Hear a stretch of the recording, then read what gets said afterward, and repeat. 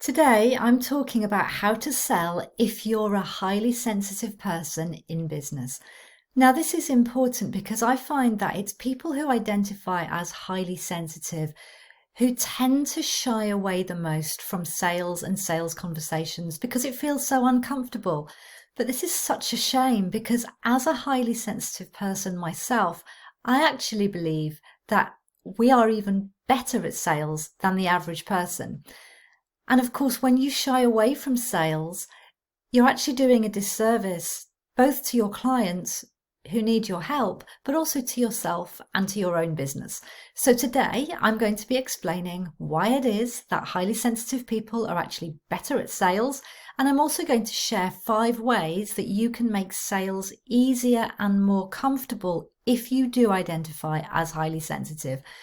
I'm Catherine Watkin of Selling from the Heart, and I teach heart-centered business owners how to enroll more clients and grow their businesses without compromising their values by resorting to manipulative sales and marketing techniques. So why do highly sensitive people find sales so difficult? Well, typically, what most people know about sales, they've learned from what I call traditional sales approach and traditional sales techniques. So this is what we come to believe sales has to be like. And the traditional sales approach is very focused on getting the customer to say yes. So very much focused on the agenda of the person who's doing the selling, using closing techniques, using objection handling techniques, all designed to get this person to say yes. So of course, if you identify as highly sensitive, that's not going to work for you. You're going to feel sensitive about potentially being perceived as being pushy. You're going to feel sensitive about not wanting to upset the other person. You're not going to want to make someone else bend to fit your agenda. And you're also likely to be sensitive to their energy and their non-verbal cues, which is partly what makes you so brilliant at sales, but it can also be very draining for your energy. And for all of these reasons, this is why, as a highly sensitive person myself, I don't use or teach closing techniques or objection handling techniques myself. So, as I said, I believe that highly sensitive people are even better at sales. And I should know, I made sales into a career and later into a business. And I actually believe that my sensitivity is my sales superpower. And this is because I'm more able to read the energy of the situation, pick up on what people are not saying, and I just instinctively know whether to back off and give somebody a bit more space to reflect and process, or to lean in and give them a large dollop of encouragement and maybe a gentle kick up the backside to go ahead and buy from me. So if you're a highly sensitive person, I'd encourage you to lean into it and really embrace your sales superpower. And there are also some key things that you can do to help make sales feel easier and more comfortable for you so that you can start to look forward to sales instead of dreading it. So I'm going to share 5 of those things with you now. Number 1 is to come from the mindset of service. So if you're highly sensitive, it's particularly important that you can make a shift away from believing that sales is about closing or sales is about getting someone to say yes. Because the truth is, you're likely never going to feel comfortable about effectively forcing your own agenda on somebody else. And instead, come to all of your situations, and I give you permission to do this, to come to your sales situations with a mindset of service instead. And I find it really useful to keep a particular question right at the forefront of my mind when I'm in a sales conversation. And that question is, what is in the best interest of this person I'm talking to right now? Now, this doesn't mean shying away, because what might be being most of service to that person might be taking them through a conversation to help them to reach a decision, or it might be helping them to explore and overcome any worries or concerns about working with you. But it's about putting that what's best for this person above what's best for you and your bank balance on that day. Number 2, make it okay to say no. Set it up right at the beginning of your sales conversation that it's absolutely okay to say no. And this applies to both of you.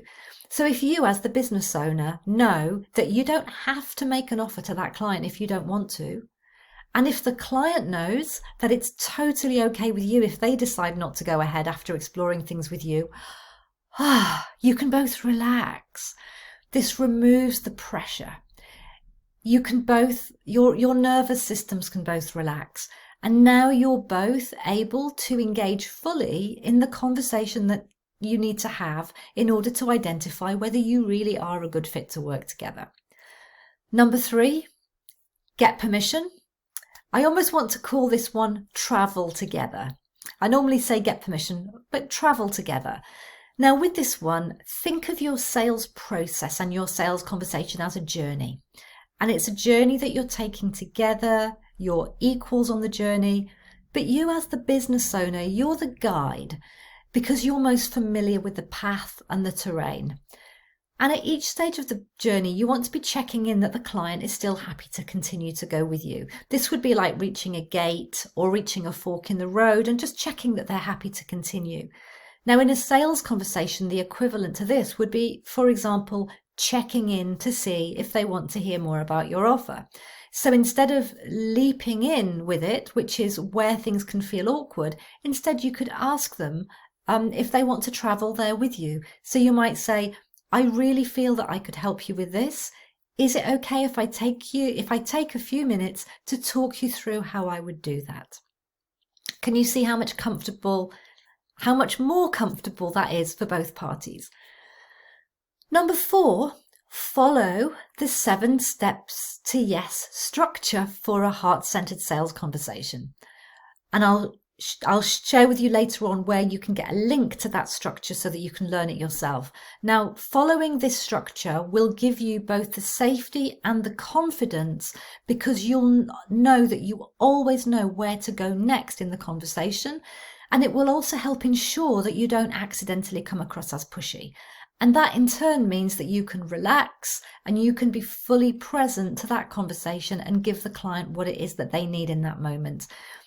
And following this structure will also mean that the client themselves will feel heard and cared about.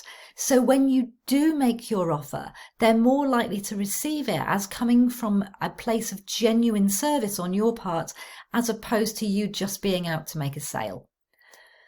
Number 5, don't book your sales conversations too close together. So if you're highly sensitive, your sales conversations are going to be about so much more than just asking questions, listening, and then presenting your offer.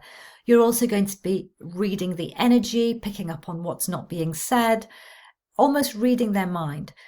Now, deeply connected, heart-centered sales conversations can be hugely rewarding and fulfilling. But they can also be very energy draining if you're highly sensitive. So make sure that you block out plenty of time in between each sales conversation so that you've got time to rest in between, and that way you'll be fresh and ready to do the best job you can for the next conversation. These are just some tips from my heart-centered sales process that's actually particularly effective if you identify as highly sensitive. And with just a few tweaks to the way you do sales, you could soon come to love it as a favorite part of your business, even as someone who identifies as highly sensitive. I do hope you found this useful today, and if you'd like to get this 7 steps to yes structure for a heart-centered sales conversation, you can sign up for a short video series at sellingfromtheheart.com/7 steps. You'll also find the link in the description below. And if you like this video and you'd like to learn more from me, do please subscribe to my channel where I'm releasing regular videos on topics to help you enroll more clients and grow your business without compromising your values. And I will see you on the next one.